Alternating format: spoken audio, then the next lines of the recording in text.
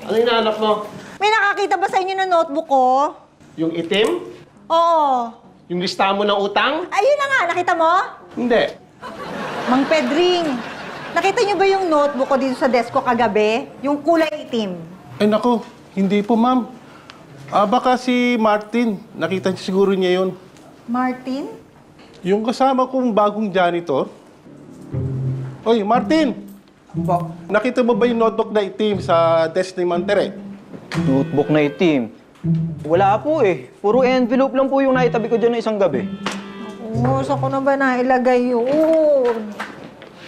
Tere. Kabisado mo pa ba yung utang namin sa'yo? Eh, sa dami ba naman ang may utang sa akin? Eh, nalimutan ko na iba doon. Ayos! Anong ayos? Wala. Kalimutan mo na yun. Yung PowerPoint, nasa na? PowerPoint? Yung sinend ko sa'yo sa Messenger. Laka, titignan ni Sir ngayon yan. Ba't ako ba gagawa nun? Eh, di ba pinakausap ko sa'yo? Nag-thumbs up ka pa nga. Nag-thumbs up ako, ibig sabihin, na-receive ko na yung message mo. Hindi ibig sabihin ako gagawa ng PowerPoint. Vincent naman, sana nilinaw mo. Sana, tinanong mo muna kung ano ibig sabihin ng thumbs up ko. Excuse me po Actually po, ang thumbs up ay ginagamit upang ipakita ang pagsang-ayon sa isang kasunduan. Alam niyo po, nagkaroon po ng ganyang kaso sa Canada at pinanigan ng korte yung taong binigyan ng thumbs up. Napanood ko lang po sa TikTok. Oh, kita mo? Oo, nakita ko nga. Pero, sino ka ba? Si Martin po, bagong janitor po dito. Alam ko. Pero sino ka para sumabat sa usapan namin dito? Ay, Vincent, ikaw huwag kang ganyan. Aminin mo na lang na mali ka. Eh, ano nga gagawin ko? Yung PowerPoint! Ako lang talaga ang gagawa.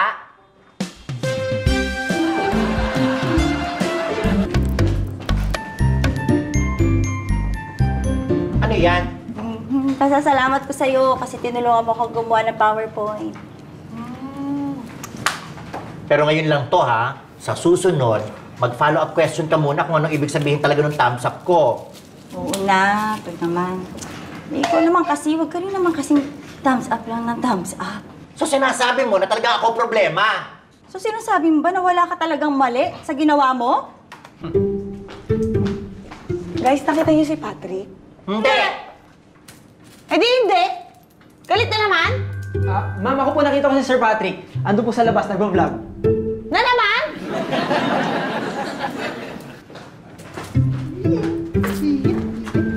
Yes? Nakita ko na ang notebook ko. Aya! Vincent, bayaran mo na yung utang mo. Hindi ka naman nakakalimutan yon. Eh, kailangan mo nang bayaran to ngayon.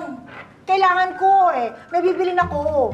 Eh di ba sinabi ko nga sa'yo, magbabayad ako sa sweldo? Hoy, Vincent, maawa ka naman kay Tere, bayaran mo na. Huwag kang makisali. Kaya nga At saka malinaw naman yung pinag-usapan natin, di ba? Magbabayad ako ng utang kapag may pera na ako. Alam mo ba kaya ako hinanap tong notebook ko? Ayan pumirma ka. Babayaran mo ngayong araw na to, So hindi ka makapaghintay. Oh. Ano yan? Bayad ko. Papalitan mo muna yan. Actually, Ano na naman? May ganito ulit sa Canada. hindi naman ho. Sasabihin ko lang ho sana na ayon ho sa batas ay pwedeng ibayad ang coins na piso, 5 piso, 10 piso, basta't huwag lalampas ng 2,000. Napanood ko lang din ho.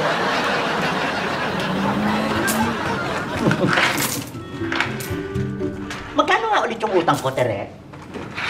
1,995.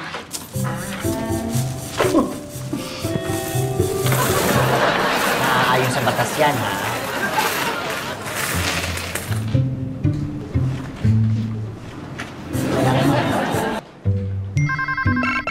Hello?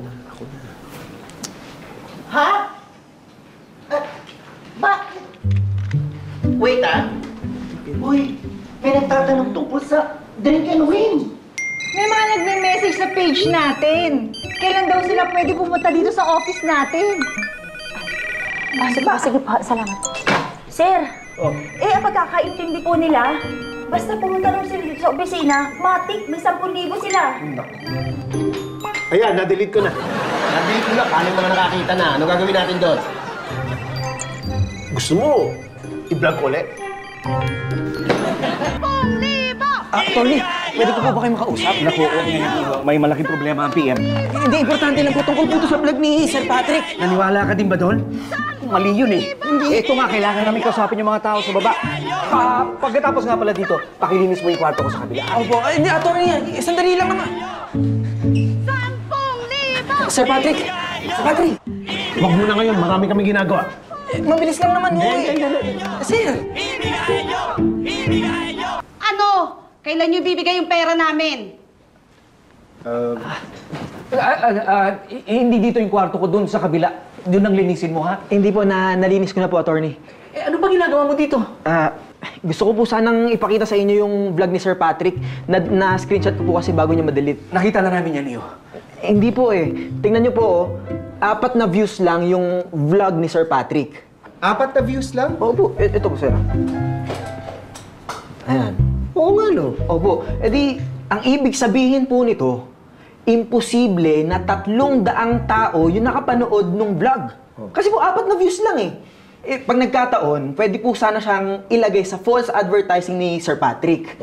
Tama po ba yun, attorney? Ha? That's right, that's right. Yun nga po. Oo nga, yun nga yung ikakaso namin sa inyo. Pero hindi po eh. Kasi, 4 lang po yung nakapanood. So lumalabas na ang nag-false advertise ay walang iba kundi kayo.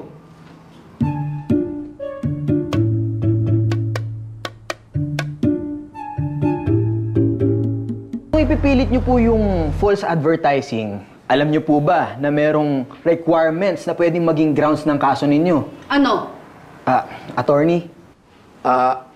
Oo. Meron ng requirements para masabi na false advertising yung nangyari. Sige nga, ipaliwanag mo sa amin. Ang isa po dyan, kung gumastos po kayo ng pera para dun sa advertisement na napanood ninyo. That's right. That's right. Kaya niyo hubang patunayan yun sa amin? Kaya mo yun? Galing mo talaga. Hoy, wag niyo nga ako binabaliktad. Ma'am, kung paninindigan niyo po yan, gusto niyo, papasukin natin yung mga kasama niyo. Ma'am Janice, Ma'am Mara. Tara po.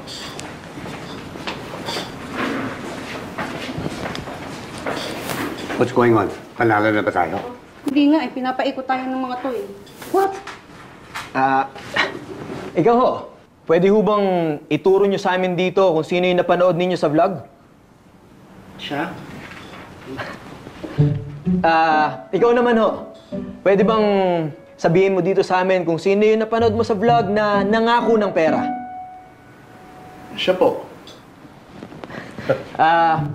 May ginastos ho ba kayo para manalo? Wala po. Basta ang sabi niya po, pumunta lang po kami rito eh. Kabihira ka. Ikaw naman pala nagpapakalat ng malita eh. Wag niyo kami Kayo para manalo? Wala po. Basta ang sabi niya po, pumunta lang po kami rito eh. Kabihira ka. Ikaw naman pala nagpapakalat ng malita eh. Wag niyo kami binabaliktad ha. Lalaban kami. Kapag hindi niyo kami binayaran, babagsak tong kumpanya niyo. Naku ma'am, light threat po yung ginagawa ninyo ha? Di ba ho ba, attorney? Ha? Yes, Article 283 po of the Revised Penal Code. That's right. Article 283 ng Revised Penal Code.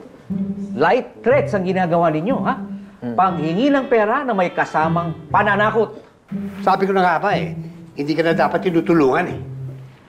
Ha? Kung ako sa inyo, tigilan mo na ito. Uwi na kayo. Tapusin mo na ito. Sige na, sige na, sige na. Alisa kayo. Sige na. Sige na.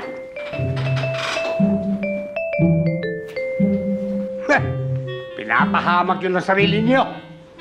So, we finally solved the problem. We did. Yes! Galing nyo. Ha? Galing. Galing mo doon ah. Para ka talaga nasa korte kanina. Ako sir, wala ho yun. I have to say, Iyo, pinahanga mo ako, ha? Me too. Actually, pwede kang abogado. Ay, yung mga sinabi mo kanina, napanood mo yon? Ay, hindi ko. Napag-aralan ko po sa school. Tinuro din sa inyo yon? Opo, Juris Doctor po ako. Kaya pala. Opo. Doktor ka? Ng ano? Hindi. Ang ibig sabihin ng Juris Doctor, gumraduate daw siya ng law. Opo. Kakatake ko lang po nung bar exam. Naghihintay na lang po ako ng results. Yeah, but wait. But you're a janitor, no? Not that there's anything wrong with being a janitor. What? Simula po kasi nung college ako na po yung nagpapaaral sa sarili ko. Kaya po pagka mayroong mga trabaho, o kaya pagkakakitaan, hindi ko po talaga tinatalikuran. Yan yung mga kwentong dapat pinapaingay eh. Ako bahala. Ibablog kita. Ako, tumigil ka na ha. Baka mamaya, ano na naman masabi mo. Kaya nga. Oh, Martin, basta pagka naging abogado ka na, bumalik ka na lang dito ha. Sumama ka dito kay attorney. Doon na kayong dalawa sa legal department. Talaga po, sir. Salamat po ha. Thank you po. At pag nakapasa ka, ititreat kita. Gusto ko po yan. Saan ho? Sa bar. Salamat ho. 82. 683. Teka lang, Sir Patrick. Ano na naman?